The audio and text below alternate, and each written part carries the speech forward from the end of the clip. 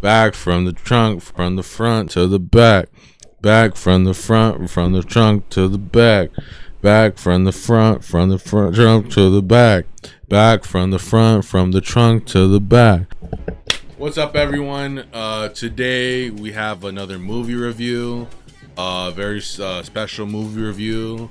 Because the past couple of reviews we've just been kind of reviewing, slop for the algorithm. But recently we actually saw an actual movie, and that was Spike Lee's Highest to Lowest. Now, Nick, you had no idea this movie was gonna come out, right? No. I had known that Denzel Washington was coming out with a movie, but I didn't know what it was about or what it pertained to or anything. I've been like Denzel Washingtoned out since fucking Gladiator. That was like 6 months ago. Yeah, I just like. Hey, speaking of that, I didn't realize that one of the twinks from the Gladiator, he was Human Torch. Oh, I forgot about that. Cause I saw people were making like gay edits of like him and Pedro. Yeah, yeah, he was also in Warfare. That was a movie we should have seen, but. I mean, you saw it, right? Yeah, I saw it. Yeah.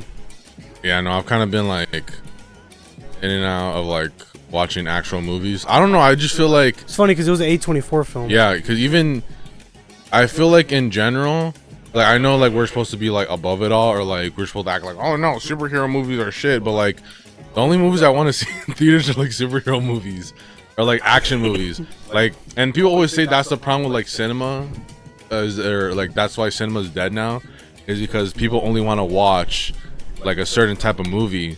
But like the tickets are like so high now, the prices. It's like, yeah, the only one I'm really gonna like go out to see is like shit I already know. Like that's just how it is. Well, for me, I look at it like this: like if I'm gonna go see a movie, because you usually see it with someone, right? Well, that's what I was gonna say. Like I mean, I still like watching superhero movies with you, but like I know you're more like artsy fartsy like me, artsy fartsy. Yeah. So like you can watch something like what's like a weird Lighthouse, right? I know you can watch Lighthouse with me and be like, oh wow, that's an interesting flick. But like if I go take a girl to go see fucking Lighthouse.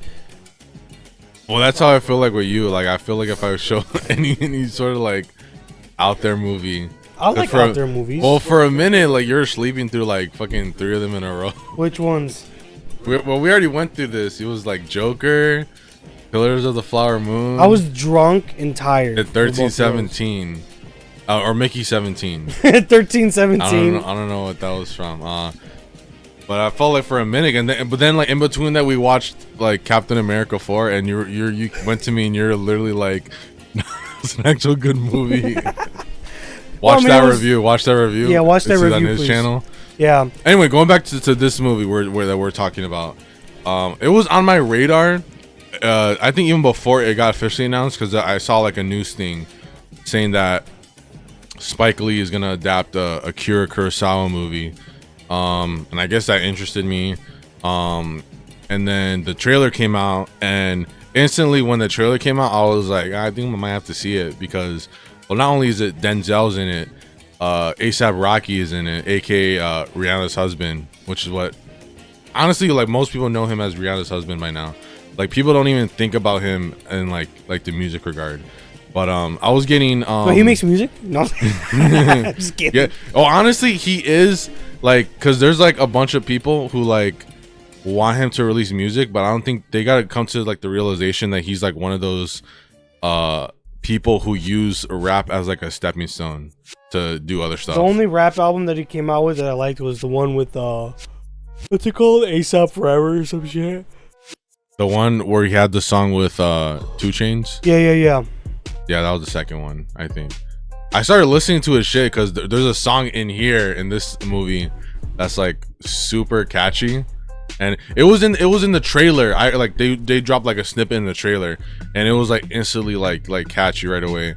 So I was like, it was like in my like head, like okay, maybe I should go see this movie.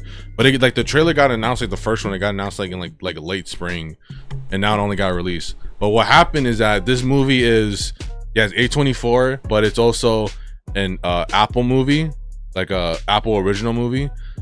And so like I guess the deal with that is that they only get like a limited release in theaters, and then it gets, I think it's gonna get onto Apple like on the 15th of September or something.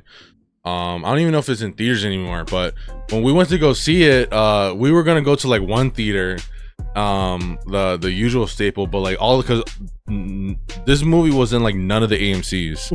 So I think they kind of decided like, okay, we're gonna like release it, but we're not gonna have like mass distribution.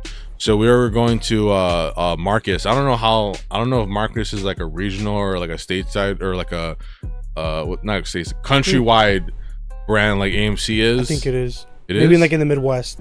Like a Midwest thing. I don't know. I'm saying Marcus Theater. We were gonna go to one of those, and then like I didn't buy the tickets because I assumed that like no one was gonna go see the show. But anyway, I pulled over to the theater and like no one's in the parking lot, and there's just like this like lady saying like, yeah, we had like a power outage, so like we can't where all the movies are canceled for the day. So if you want to like refund your ticket, and I was okay. I'm glad I didn't refund. No, my you know ticket. how Marcus says not to be on your phone before the movie starts. Yeah. The actual guy. What if he saw somebody on their phone during the movie and decided he just like, got shut it so off. mad he just turned everything off. He just decided to like take a quick glance, and he's just like, I don't know. He's a funny fella. I noticed even this one. I forgot. That's why I was laughing. I'm sorry, but in this other theater, I don't remember the name of the theater, but they do the same thing where there's an introduction, where they make like the founder or the president like a big, and it's like they're using like PS2 graphics, and it's like a fake Marcus. It's like an older white guy or white, white guy, right? And it's in fucking 20 frames per second. It's fucking like they told him like, hey, we want you to stick your hair back, try to look like Marcus because we're trying to be competitors. Oh, and then we're gonna shoot this on a fucking Kodak camera. Oh yeah, dude, it looked like it was like an iPhone 4 quality camera. It might have been literally like recorded like 15 years ago, maybe. I might be wrong, but yeah. So what ended up happening? We had to go to like another theater that was like it was like 10 minutes away from where we were at, but we're so like far from where we were at because it was either we go watch the movie in the burbs or we go in the city, and I don't think either of us really like watching movies over there. I won't watch a movie in like the city unless like I have to, like it's like that limited of a release. But it seemed like this release, like they knew that people wanted to go see it or that people were gonna go see it in theaters, but they knew that the people who were gonna go see it was such like a limited small amount of people, and this movie is really just meant ultimately to be another movie that's in the streaming catalog for Apple TV. So I understand why I guess they didn't want to have like a mass wide release, but I assume what would have happened is that the first weekend would have done well, and then it would have started gaining traction, and then after that maybe it would have picked up, but I assume the first week would have been pretty low. But anyway, so I guess that's what well, I guess to talk about our experience more, we kind of joked that we wanted to go see this movie in like a more affluent area, and I don't know if it was like a trick or not, or if it was gonna happen either way. But like I also, because we were watching the showing we watched, it was like Sunday at like 10, like 10 almost. Yeah. And so it was kind of funny because like I feel like if you're gonna watch like a Spike Lee limited release on a Sunday night, like it's gonna be a very like specific type of person, if you know what I mean. But we went to the movies. There's like really the only thing that kind of caught me off guard was like right after the movie was over, there was like a black unk. He had like a They Not Like Us like a jacket with him, and then his girlfriend had an ankle monitor. No, that was someone else. I think someone else. I walk out of the theater and they had an ankle monitor, and I was just like, well, there's like one white person in the entire audience. I didn't notice that either. But she was a worker because she had the uniform on. The way you said that, I was like, I thought there was actual like white person like watching the movie or whatever. No, I think she was probably just there like, oh fuck it, like I'll check out this movie before I clock out or some shit like that, or once I clock out. But yeah, I felt like if you're gonna watch a Spike Lee movie, you're either like black or you're like a white person. Yeah, that, you're like a white like cinephile who like there's like this meme that says It has like the white guy from Black Panther doing like the Wakanda Forever sign. Yeah. And it says when you put Do the Right Thing in your top 10 movies and you're white, and it had like that guy. I'm gonna see if I can find it. But yeah, those are the type of people that I think we're gonna watch. Oh, that's the movie that, because you asked me if I've seen Spike Lee movies. That's the one that I seen. Yeah, because the nigga from Transformers, remember like the loud fucking Italian from fucking Transformers? No. Well, you think I'm like a catalog of just like everything like nerd related? I kind of thought you were. Look how big my hand is compared to your head. I got little Asian girl hands. If you pay me right, you might get a happy. Yeah. So like, I haven't seen any Spike Lee movies, but you have. Yes. So which ones have you seen? Just okay, when I was a kid, I saw Do the Right Thing. Like I was like a little ass fucking kid, and I thought it was like a funny movie when they're like calling each other slurs and shit. I was like, that's so funny. He called him a porch monkey. Like, you know, like I didn't understand that the movie was trying to say like, oh man, like fuck all these white motherfuckers. I didn't know that's what the movie was trying to say. But then when I had gotten older, when I hit high school, they made us read Malcolm X, the autobiography as told to by Alex Haley, and then they made us watch some clips from it. Some fucking clips from Wait, so you never watched the whole movie? I did see the whole movie. Oh, you saw the whole movie? But after the fact, because I was so like immersed into the movie, because it felt like a hood movie. It felt like a black cinema movie. It felt like, well, black cinema and hood movies are they're kind of synonymous with each other, no? And then you know, then Denzel Washington's a great fucking actor. Yeah. And then who else is in it? Fucking the guy from Breaking Bad, Pollos Locos. What's his name? Giancarlo Esposito. Oh yeah, Giancarlo Esposito. Yeah. He's in the movie. He plays the killer of fucking Malcolm X. But the Malcolm X movie was really fucking good, and it really like it. That was like it's funny enough, that was like my first introductory to like Islam. I thought Islam was just like a bunch of cool ass black people and shit. And then yeah, the movie was pretty good. Like it was. I mean, I like Malcolm X as like a historical figure, and then Denzel Washington playing him just felt like, wow, like he really encapsulated who Malcolm X really was. And Spike Lee's a good fucking director. Not the best, because I've seen Chi-raq, and that was the worst fucking movie I ever seen in my life. Why would you say it's a bad movie though? Because the way the movie's supposed to be like a musical, right? And I don't think that the way they portray people acting, the way they portray Chicagoans behaving in that movie, I don't think Chicagoans act like at all. Yeah. And like it's basically like imagine if like you made a movie about like some like hood in New York, right?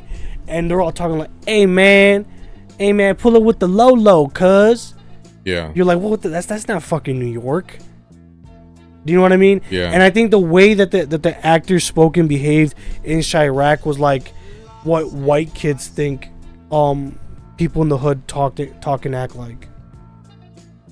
Wow. And they were pussies. They didn't use any like real Chicago gangs. These like the Trojans and the Spartans instead of like the GDs. Well, wasn't it supposed to be like a Romeo and Juliet? Like I couldn't make it past the first 10 minutes. My second watching of the movie, I couldn't make it past the first 10 minutes. Yeah, because you told me about I think you have don't you have an ancient review? Yes, on the Chuco channel, I do have a review. You have an ancient review on that, and I try rewatching it because it's always on Prime for some fucking reason. And yeah, I actually do want to try watching it at some point, but like I think we should do like a live stream.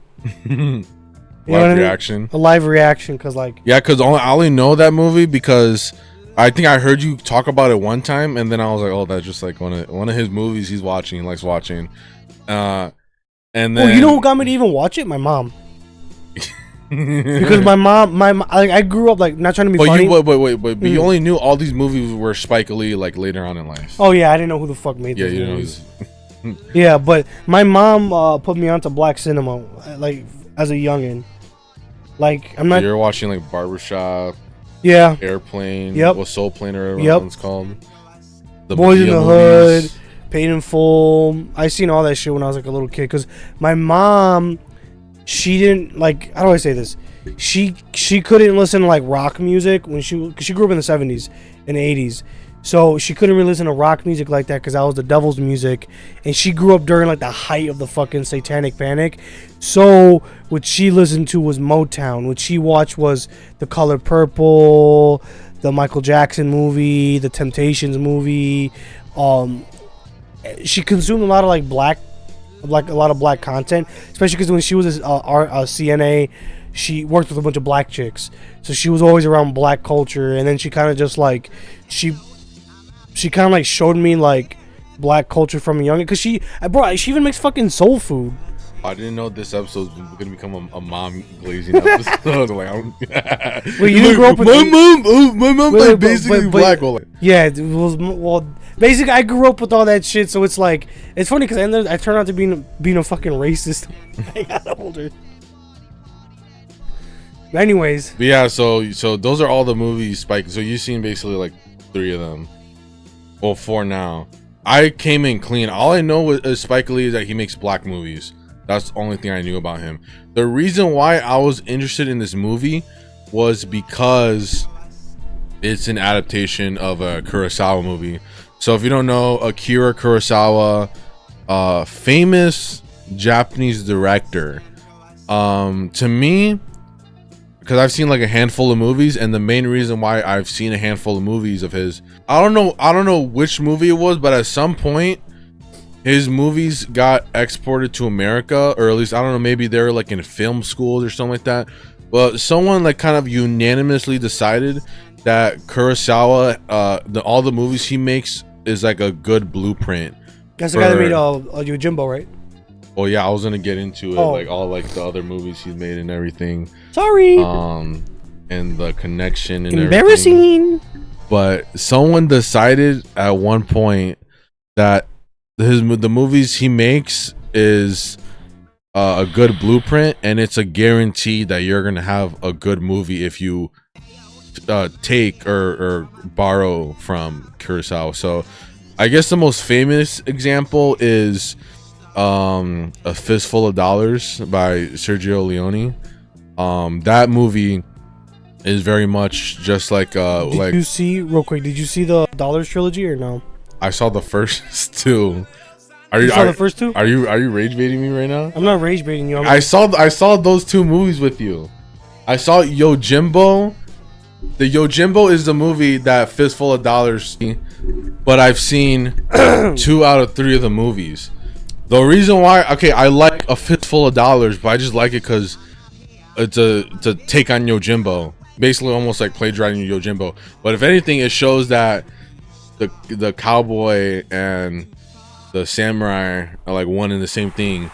But I didn't like the second one because it wasn't.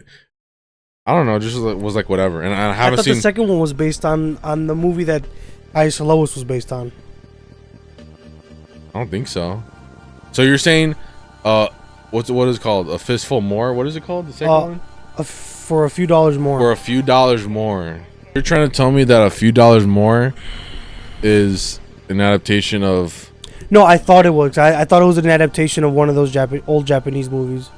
No, that was the first one. So the second one is just an original creation?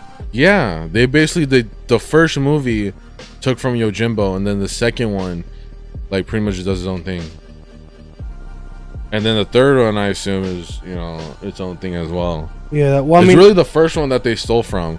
Oh, and okay. I think, and so that was the first, at least of what I know, that was the first movie that took from Kurosawa. And I think there was like some sort of controversy later on because like obviously Kurosawa didn't know.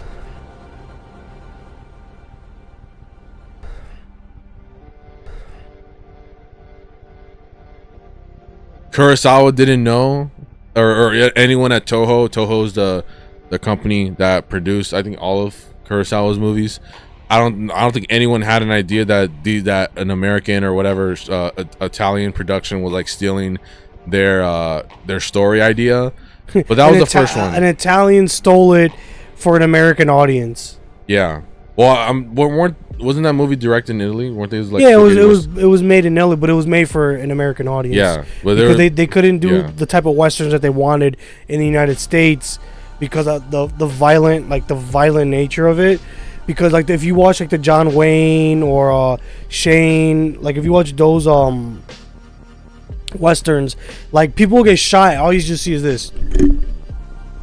But in this one, you actually see them like bleeding, like oh. Yeah, Once Upon a Time in Hollywood talked about it, so I'm familiar with that. But I just haven't seen.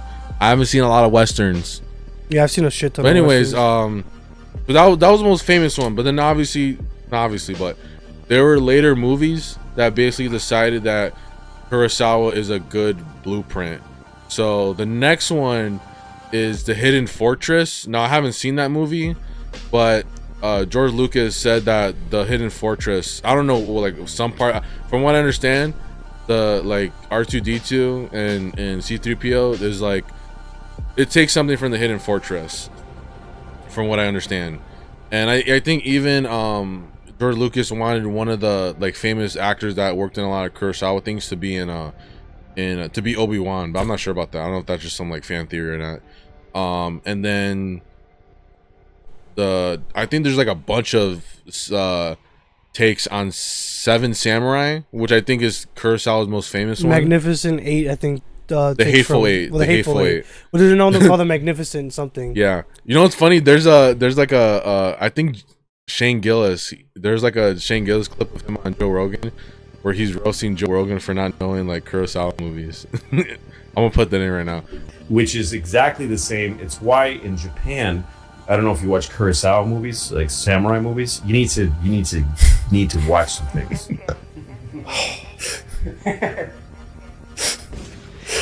Clint Eastwood? Yeah. Okay. Fistful of Dollars? Yes. Fistful of Dollars is a remake. Oh, okay. Yes. Of a Japanese movie, a black and white Japanese movie called Yojimbo. This is not like a hidden idea. This is a true Yojimbo. Magnificent Seven? Mm-hmm. You saw it? Yes, I used to watch all those fucking. Okay, so Magnificent Seven is a remake. Yeah. Of the seven. Don't nod like you know it. You don't even know what I'm talking about. Well, I'm the trying to get through the fucking story, if I'm being honest. What? Nothing. Go ahead. This is all has to do with presidents. We gotta plow through these. I know. We're still at Hayes. And we're talking about Japanese. I feel like that's what I'm doing to you right now. We haven't seen westerns. Even though I've only seen like 5 Kurosawa movies, and then there's the other one I've seen is Ikiru, which I think translates to live. And I think that got adapted recently into a movie, like a English movie. And then the last one is, I'm trying to think of. Oh, I think I heard this. The Acolyte, Star Wars, The Acolyte. I think the creator like openly said that they took like they took like a story from a Kurosawa movie, and I think the only reason she did that was because in her head it's like, oh, if I take from Kurosawa, it automatically makes it good. But in the West in general, there's like idea that I don't know if it's like paying homage or just like someone in Hollywood just thinks that specifically Akira Kurosawa's movies are like universal and timeless, and so that's how we got this movie, Highest to Lowest, which is an adaptation of Kurosawa's movie High and Low. Wow, we're like 25 minutes into recording and we just started talking about the movie. Well, see, this is the thing. This is an artsy fartsy movie. Like, yeah, it's black cinema, but this is probably the best movie that's come out of black cinema since like Straight Outta Compton. Yeah, like you always say like stuff so brazen like that. And like I'm pretty sure you haven't kept tabs on, because you only know about this movie because I showed it to you. Yeah, or like I know about other movies that come out. There's the Sinners that came out. Did you see it? No, but I wanted to. I'll tell you about that later. I don't want to admit to it. You know, if I don't give a fuck, I'll say it on camera. This bitch that I wanted to see it with, she ditched me to go watch it.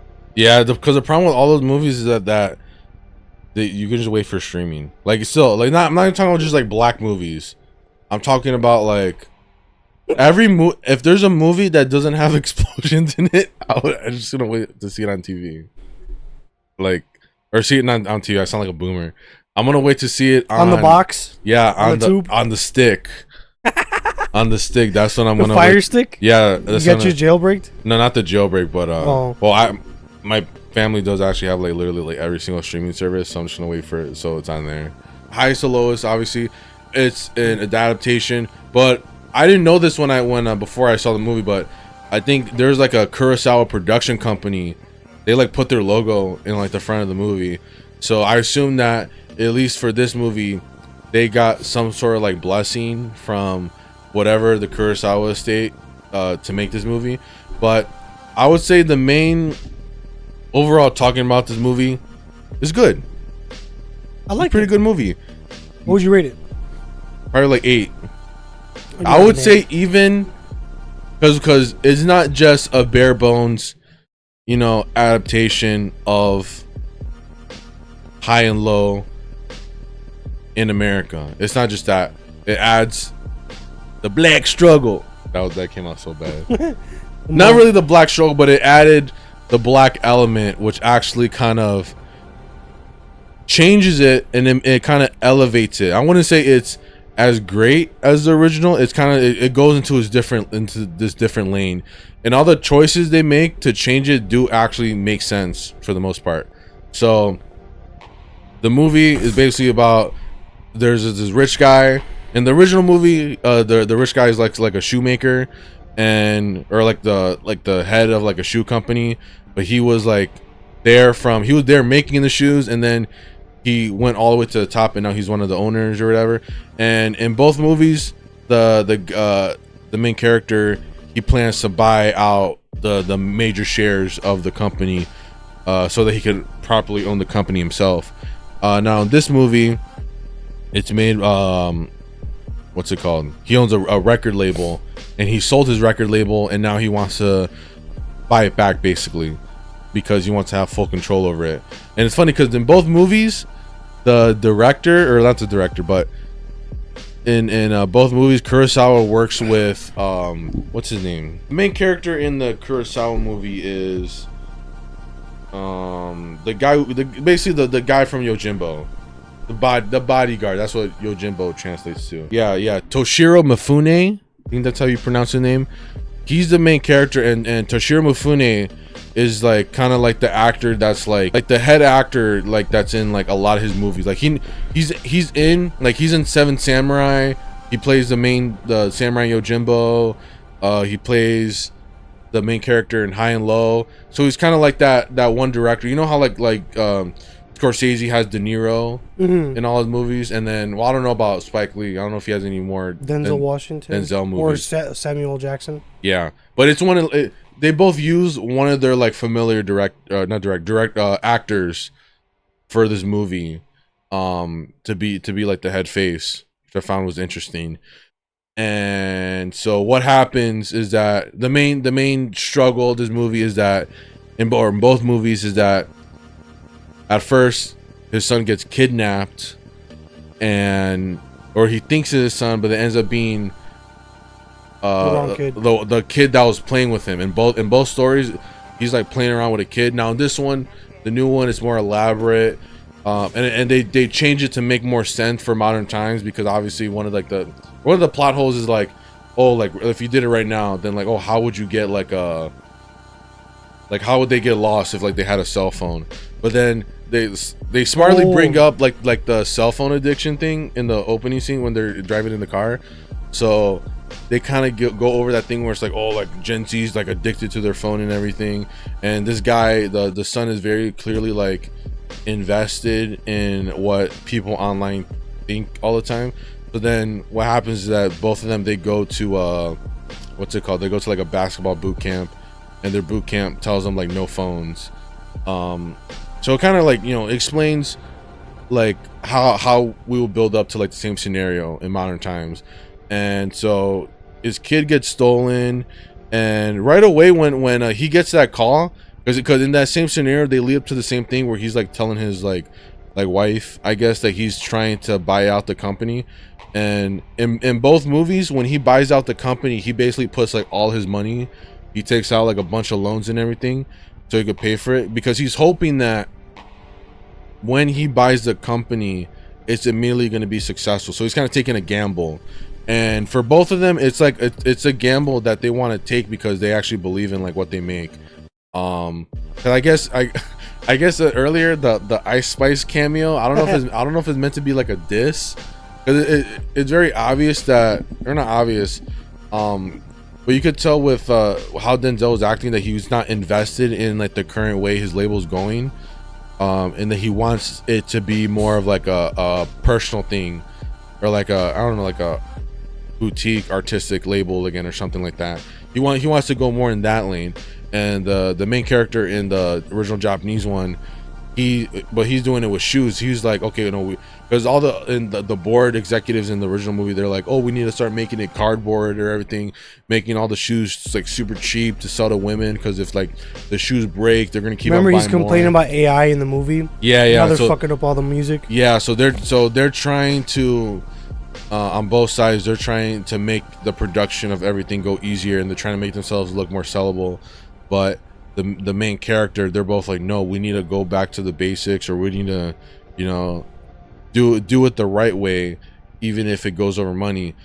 So I guess the way that he's trying to hoard all the money, it's not like he's being greedy, because he's literally trying to buy out the company. And again, in both movies, he's trying to buy out the company, but he's trying to do it like in a, I guess, semi-noble way, where it's like he wants to own it, but he wants to do the right thing.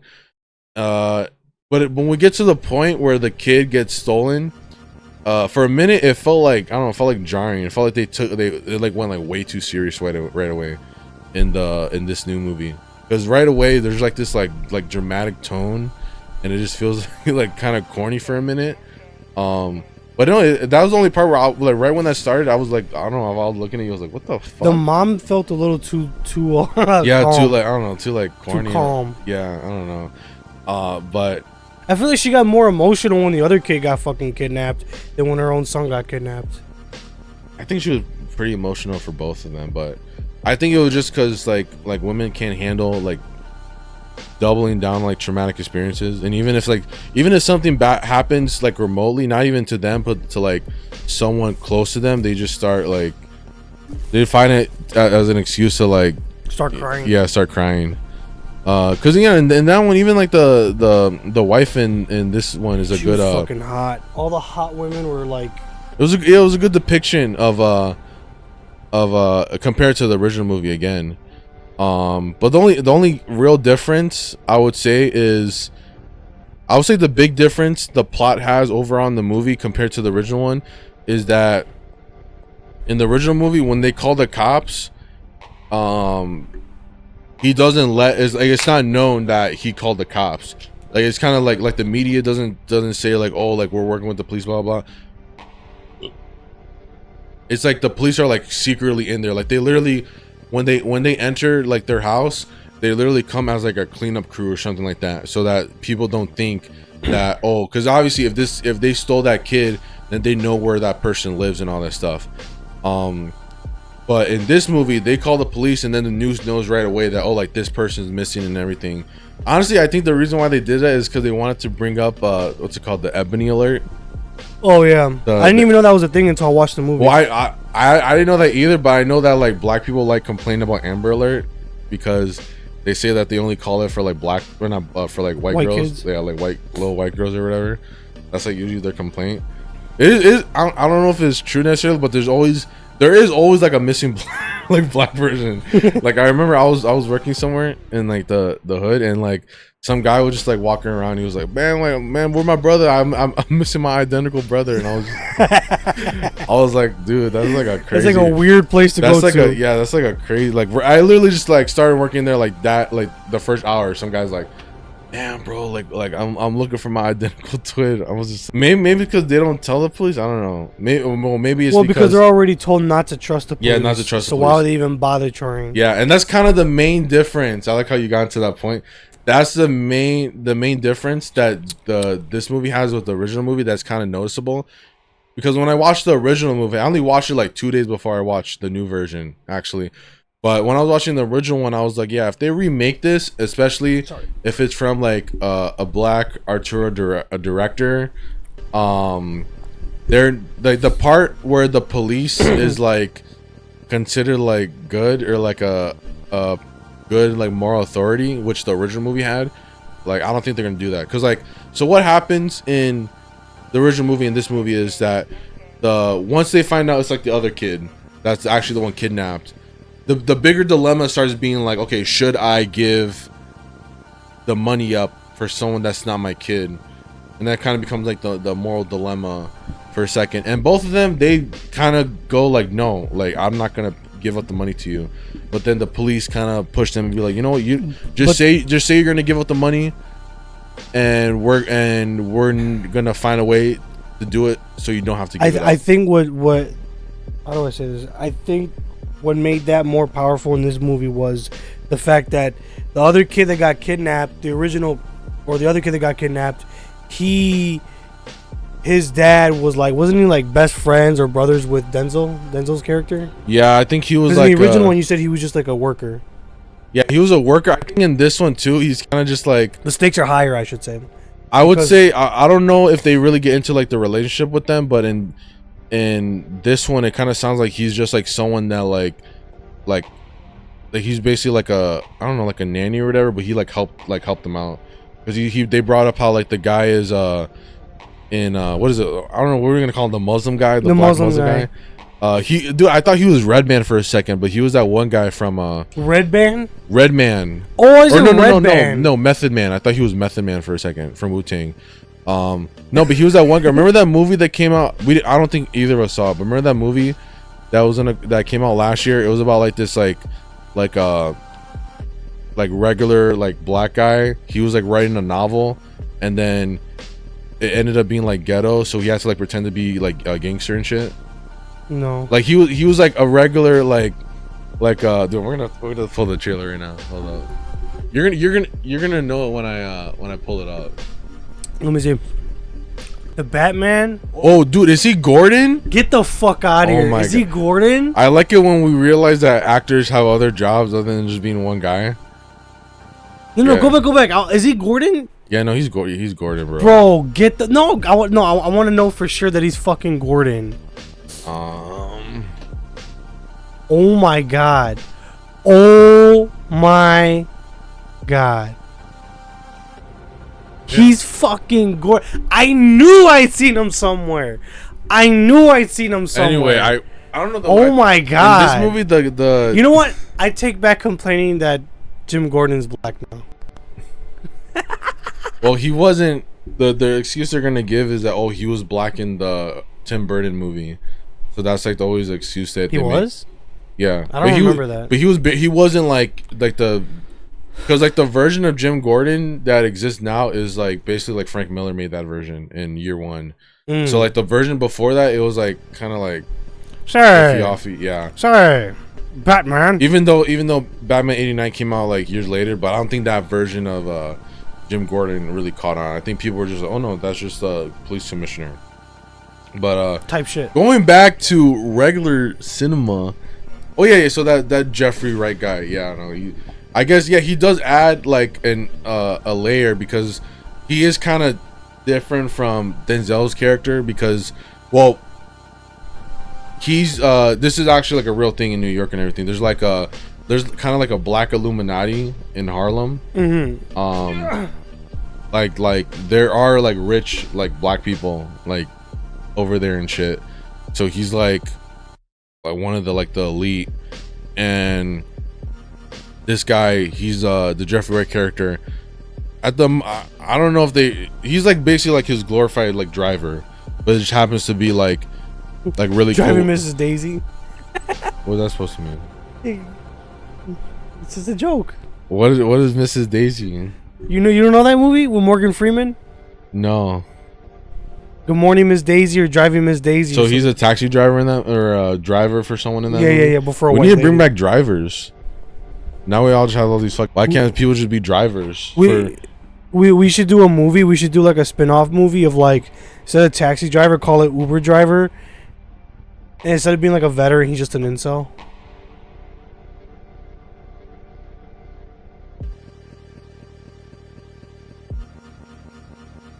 Do you think a Scorsese would executive produce that, or do you think he would drop out like he did with Joker? 'Cause he was like executive producer on Joker, right? I did not fucking know that. He was originally like involved in it, but then he like dropped out probably because he was doing Irishman. But like he was big because they told him like, yeah, basically we're gonna rip off your shit. So you want to be like, you want to put your name on it so that people can watch it. And then I think he kind of dipped out eventually.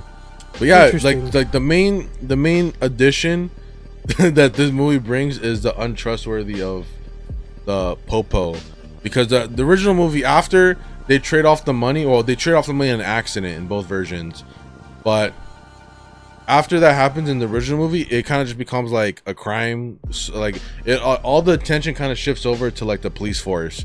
And I was watching that part of the movie and I was like, yeah, no, they're definitely not gonna like do this whole part in in Spike Lee's version. They're definitely gonna find a way to go around it. And what they really do to go around it is basically by saying that they're gonna do it themselves. They kind of figure out how, like, they solve who the person is and everything.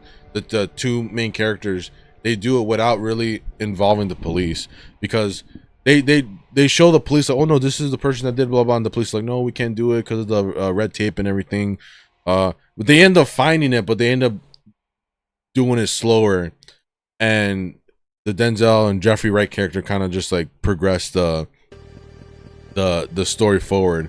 But it is funny, the best actor in this movie is, other than Jeffrey Wright, had to be the Allstate guy. Oh shit! Because when I saw that, I was like, what the I thought they were gonna make him a bigger asshole. Yeah, if anything, I mean, he was a little bit of a dick, but he felt more like he was just tired. He's just like a cop that's like done with this shit, but he still does it anyway because he just has like pure hatred in his heart. But no, like I thought they were gonna make him a bigger dick, because if anything, the other black cop was like the biggest dick in the. Oh yeah, 100%. The female black one, she was like the one that was like, oh, I'm smart and everything, I went to college, and then the white guy just like, no, fuck. You know what he feels like? He's playing like Harrison Ford. Yeah. Yeah. Let me see if he's in anything. I only know he might, but yeah, I thought it was gonna be like an anti-white movie for a second. I don't mind it being anti-cop, even though I don't think it's anti-cop. I think the message they're trying to do with this movie is more like a it be your own people type thing, because like obviously like when they found out that the person who did it was it actually, well, I feel like this would have been, I don't know if they could have found a way to reveal this, but obviously, like, if you just like watch the movie playing out, like you didn't see any trailers or anything, like you wouldn't know it was A$AP Rocky being the bad guy up until like the end. No, I knew just from the voice from the phone call. That's because you're culturally tapped in, and so you didn't know A$AP Rocky was in this movie. No. So when you saw the trailer for the previous movie, you're just like, oh shit, it's A$AP Rocky. Yeah. Are you serious? No, because in that other trailer before, I was watching, I was like, dude, his acting sucks in this trailer. But then in this one, he was a good actor in this one. He was alright, yeah, I liked him. Yeah, he was a good actor in this I think one. if he does a few more movies, he might like really like be up there and like, you know what I mean? I think he's too dude, because like how old was how old was Ice Cube when he was in NWA? Like 20 something. Yeah, I think it's too late for him. I think he should have started acting like right when his shit started popping off. Well, he's probably a fake gangster, so technically he's been acting for a minute. But yeah, I was gonna say with I don't know. I think because at least to me, I already knew. So when you heard the song too, you're like, oh yeah, that's the A$AP Rocky song. No, I just thought it was a good ass song. You just thought it was like a generic damn. trap song. Yeah, I was like, no, but I liked it a lot though. I'm like, at first I thought it was gonna be a generic rap song, and I'm like, damn, this shit low-key kind of fucking good. Why do I like it so much? That's why I was like, because I was already, when the trailer came out, I already heard just like that snippet. I was like, dude, this shit's catchy as fuck. And then on Friday, that's when the soundtrack dropped, and then like the full song came out and shit. So I heard the full song. I was just like, damn, dude, this shit's fucking catchy as fuck. But it was. I guess it was I don't know. I feel like if they would have found a way to make it like a surprise, that it was like A$AP Rocky, it would have been more interesting. Because like literally, well, in the movie again, if you watch the movie and you just watch it by yourself, and like let's say you didn't like you couldn't tell that was his voice right away. Honestly, they should have did a better job. They should have him like be like like a No, they should have done like a voice, like you know when they cover someone's voice, like Yeah. like they Voice. should have done that. What do they call it? Yeah, that's what they did in the original movie, I think. But I know they did. No, for some of it they did.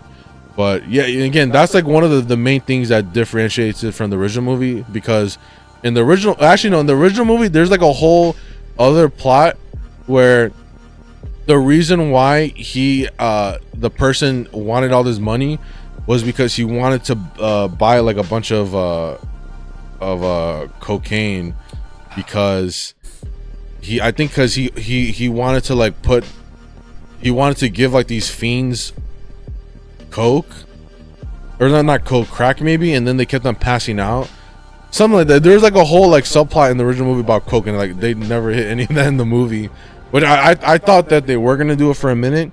But basically, like the original guy, he doesn't have like really like the original villain that steals the kid and everything. He doesn't really have like that much of a personality. He's just like his whole motive really was just like, oh, I want to fuck over and take your kid because you're rich and I'm like poor. Like that was like really the main thing. But in this one, there's like a Stan thing where it's like he was like his fan. He like literally knows everything about him. He knows like what his wife was wearing, like the bracelet and everything. He listened to his, because even Denzel was like how do you know all that stuff about me? But he doesn't realize that he has such like a but while they're talking to each other, rapping to each other. That was only towards the end. Do you know what's funny though? There was a clip on Jimmy Fallon where they showed just that scene, because that's like the only scene that has both A$AP Rocky and Denzel like in the same room like that. That doesn't really spoil anything. And I thought that was gonna be the whole movie for a second. Like that scene where I thought it, dude, legit. So I was like, see it down and shit. I was like, holy shit. Is this what the whole movie's gonna be? Just like a fucking music over there rapping and shit.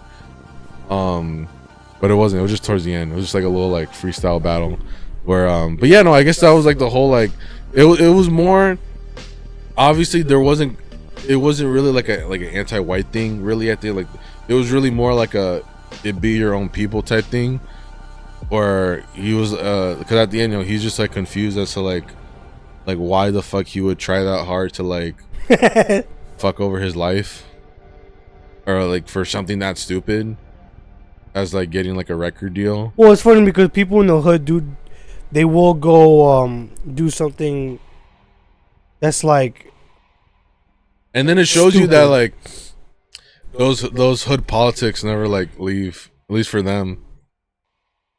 Even if you get like you go up on like a higher tax bracket, you get off the government assistance and all that stuff, you still gotta abide by the you hood still politics. gotta talk. You still gotta talk to the streets, like that one guy where he was like, because they were telling him like, oh no, don't interview him, and then he just talks to one guy. He's like, you know where this guy is, blah blah. So I guess that's what the, you know, and then there is some truth to that, because I feel like I feel like I separated myself from like those type of people so much, but then like recently I've been realizing like, fuck, I still gotta check in and watch what I say. So I relate to Denzel in this movie. you still, well, maybe the reason, I just thought of this right now because you said that right now. Maybe the reason why all this happened was because he wasn't tapped in. Maybe that's the whole moral of this like movie, is that he's not tapped in. He was so tapped out for so long that, because he was just purely thinking about the music as like a product, that he didn't, because again, if anything, the guy's origin story, the A$AP Rocky's character, his origin story is like Syndrome from The Incredibles, where it's like he told him no, and then so he's just been playing out this whole thing ever since then. But if anything, like, cause, well, I don't know, it depends, because the music, they kind of treat the music, the A$AP Rocky music, like it's just like generic YN music. But I'm like, bro, no, it was actually like a good song. Fucking great music. Like if anything, those songs were probably just like A$AP Rocky scraps. Cause like I don't know if you know, but like he's been trying to release an album for like 5 years. Well, if we're going way back, like when we were like in high school, what he released Pastine.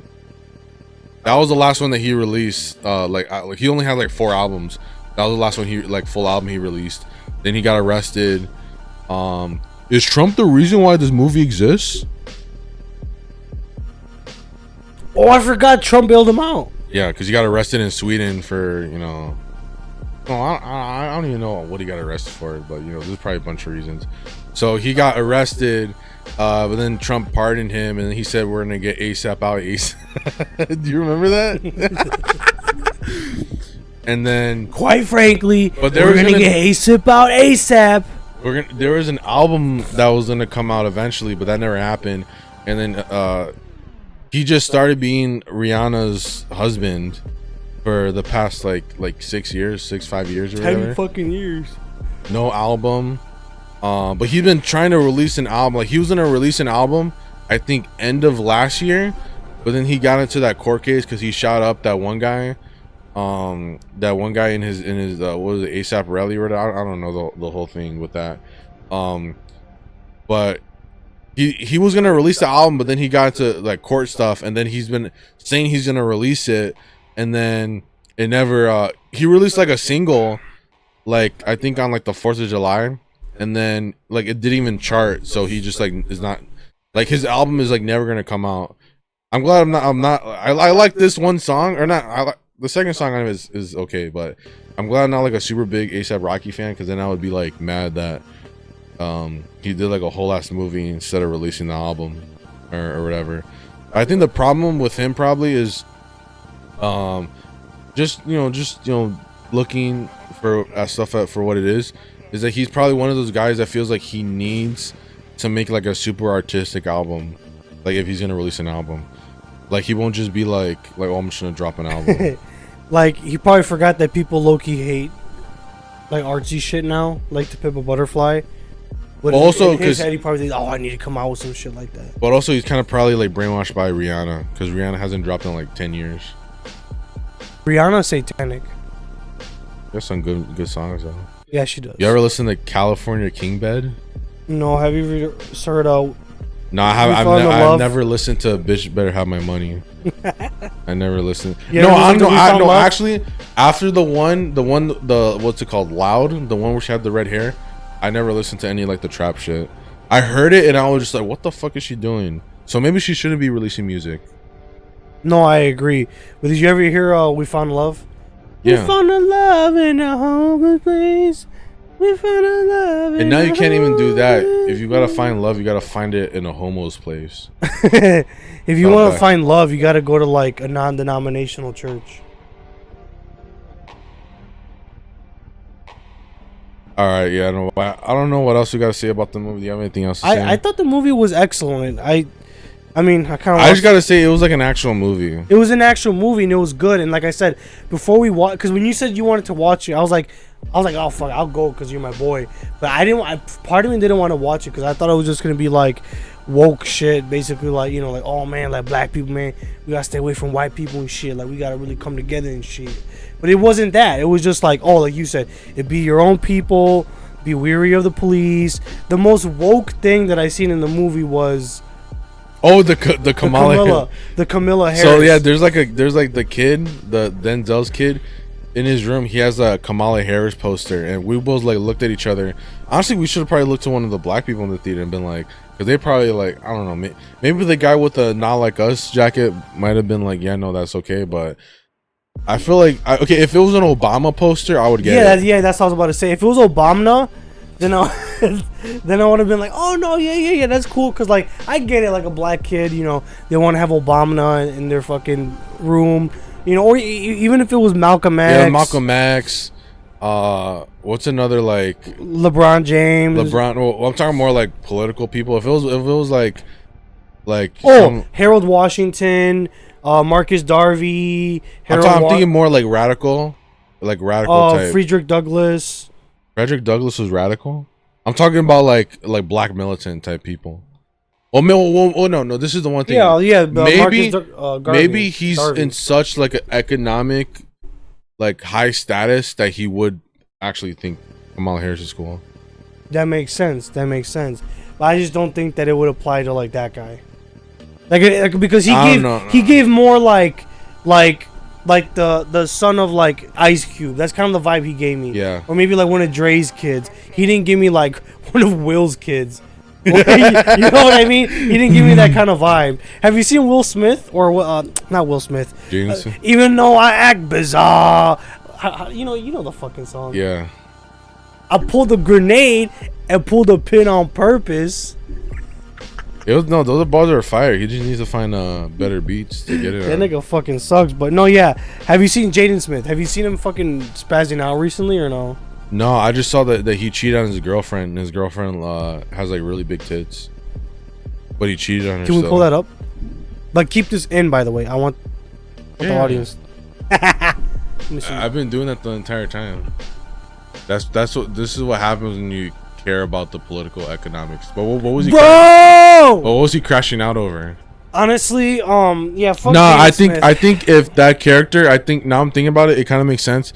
He would have a Kamala Harris thing, because I feel like, especially if you're in that like that 1% I was talking about of like the black wealth, like the black Illuminati in Harlem, then they would think that Kamala is the best. Maybe option. Yeah, maybe you or maybe if you're just like in that like rich, if you're just like a rich kid, then you'll be like, yeah, no, my family's Democrat. You know, we donate to the Democrats every year. Blah blah. Yeah, come on, school. You know. But also, yeah, it might have been one of those things where he thought that, or Spike Lee thought that Kamal's gonna win. So yeah, that's what I was telling you. I think when they recorded the movie, when they made the movie, they thought, oh yeah, man, like, man, that Trump guy, man, ain't no way that he's gonna win this year. Like he's washed up, man. He's trying to be like Putin. I swear to God, a black person told me one time that Trump is trying to be like Putin and take over the country for the next like 10, 20 years. And that's what Spike Lee was probably thinking. Like, man, that Trump motherfucker ain't gonna win. You know, America's ready for a black woman to be president. I think the funniest part from this, so like, oh well, we're gonna put the post in because we already know she's gonna win, and then like Trump won, and we're like, oh fuck, well we can't put Trump on there. So the funniest part from this thing was the ASAP Rocky and Spike Lee, they did this like reacting where they're like guessing the song. Yeah, we're gonna watch that. But yeah, that was a good movie. Highest to lowest. I don't know how we're gonna edit this. But yeah, watch the movie when it comes on Apple TV. We're not paid, but I hope they give us another free trial. Peace.